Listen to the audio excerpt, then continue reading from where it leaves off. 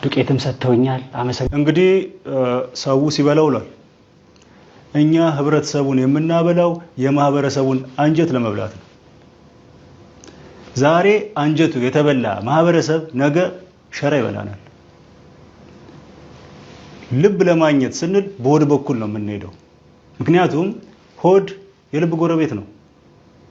ማንኛውም ጉርሻ የሚፈልግ አካል ጉርሻ ከመስጠት ወደ ኋላ አንልም። ምክንያቱም ጉርሻችን ባያጠግብ እንኳን አፍ ይዛል።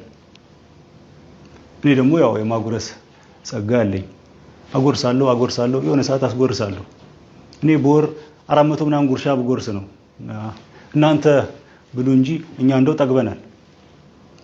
እና የተከበረው ምግብ ቤት እንዲያቅም የምንፈልገው ጉርሻን የሚጸየፍ ትውልድ ያስፈልገናል። ጉርሻ የሆነ ሰዓት ላይ በቃ መባል መቻል አለበት።